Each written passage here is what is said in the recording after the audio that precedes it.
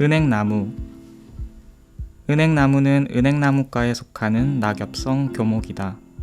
세계적으로 은행나무과에는 오직 은행나무 일속일종만이 있을 뿐이다. 온 세상에 피붙이 하나 없는 외로운 나무이다. 은행나무라는 이름은 한자로 은행이라고 쓴다. 열매가 살구나무의 열매를 닮았지만 흰빛이 난다고 해서 붙여진 이름이다. 서양 사람들도 이 말을 그대로 인용하여 은빛 살구라고 부르기도 하고 처녀의 머리라고 하기도 하는데 금발의 서양 처녀에게나 해당되는 이름이다.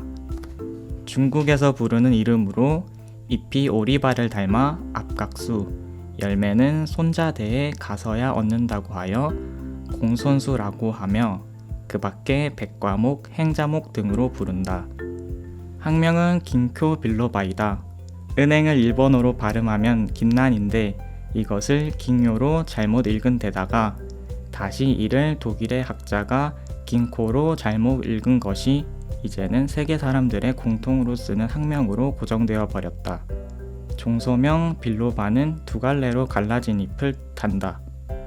은행나무 자생지는 중국 저장성의 양자강 하류 천목산이라고 알려지고 있다. 은행나무는 지구상에 살아남아 있는 식물들 가운데 가장 오래된 식물 중에 하나로 함께 살던 많은 나무들이 화석이 되어 발견되고 있어 화산석 식물이라고 부른다. 지질학상으로 보면 은행나무는 고생대부터 생육하고 있었으며 쥐라기에서 전성기를 이루었던 것으로 생각된다. 빙하시대가 도래하면서 지구상 대부분의 식물들이 사라졌지만 비교적 따뜻했던 중국에서 살아남아 이제 20세기의 한국에서 전성기를 맞이한 듯하다. 그러나 은행나무는 종자가 무거워 스스로 후손을 퍼뜨리는데 어려움이 있으므로 우리가 특별히 사랑하여 심지 않는다면 정말 지구상에서 사라져 화석으로 남을지도 모를 일이다.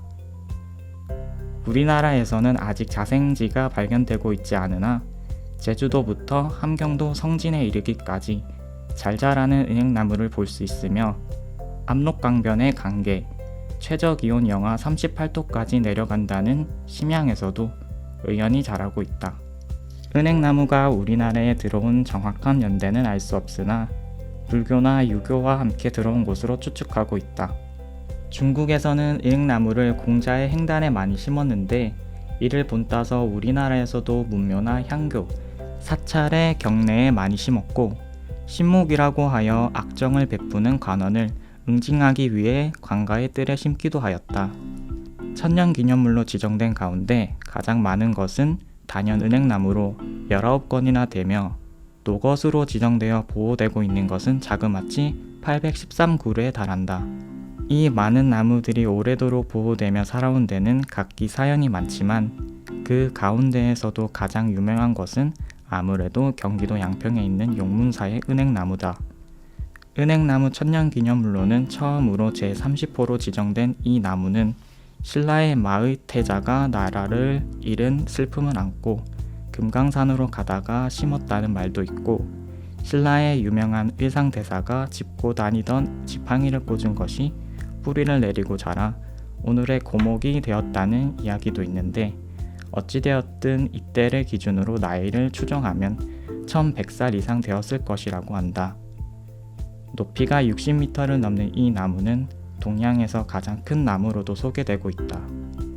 이 나무는 오랜 세월을 살아오는 동안 수없이 병고를 겪으면서 여러 가지 신비스러운 일을 행하여 신목으로 추앙받고 있다.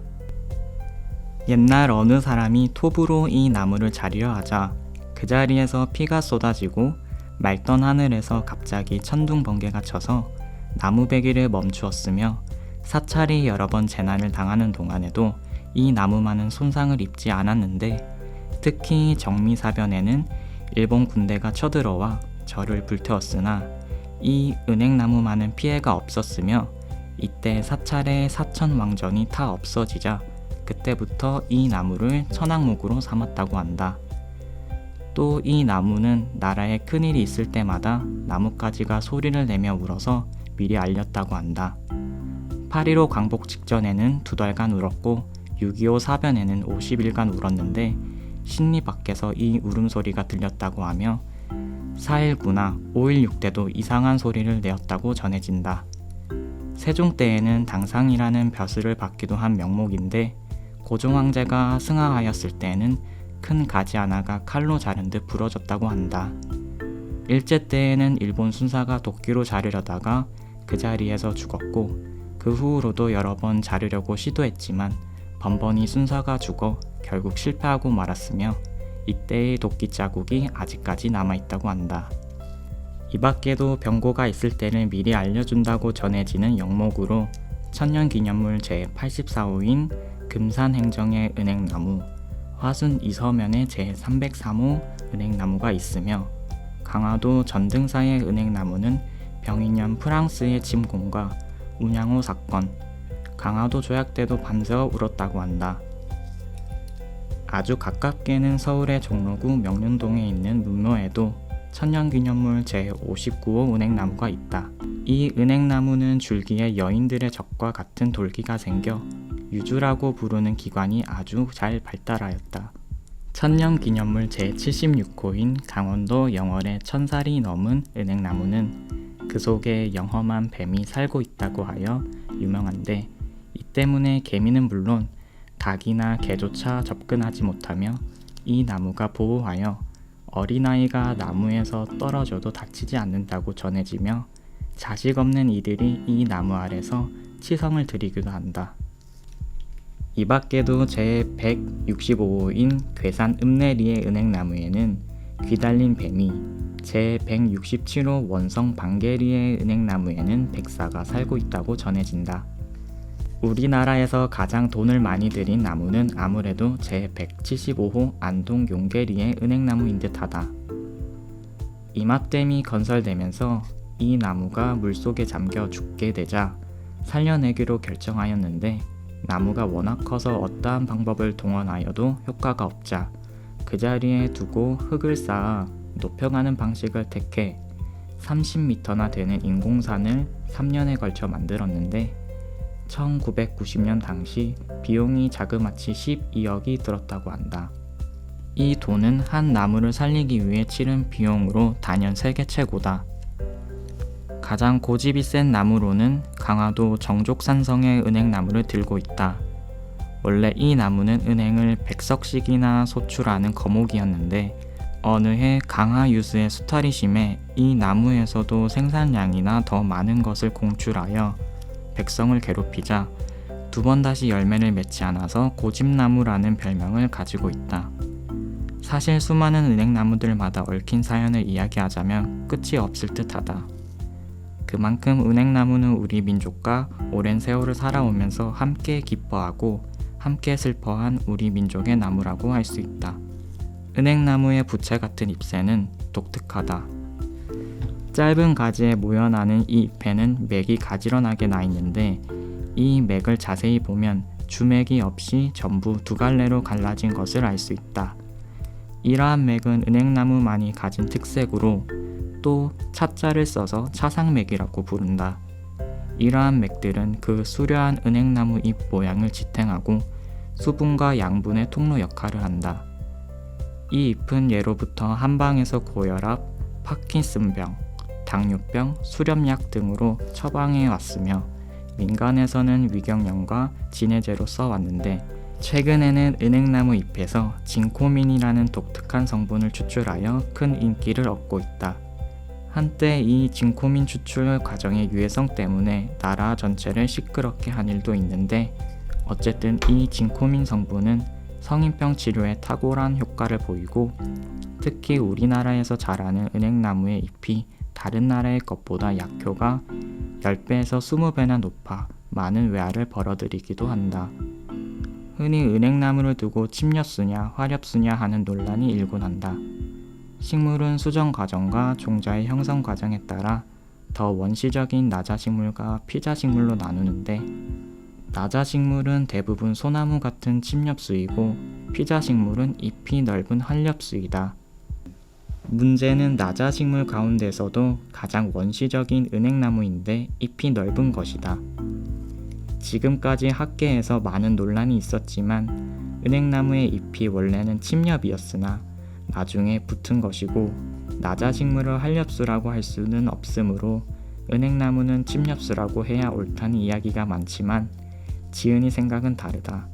침엽인지 활엽인지는 잎을 보고 구분하기에 좋도록 만든 것이라 할 때 본래 어떠했든 지금 엄연히 넓은 잎으로 보이면 활엽수인 것이 옳다는 생각이다. 판단은 이 글을 읽는 독자에게 맡긴다. 은행나무는 암나무와 수나무가 따로 있다. 그러나 신기하게도 오래된 나무는 거의 암나무이다. 암나무에는 암꽃이 피고 열매는 맺으며 수나무에는 숫꽃이 피고 열매가 없다.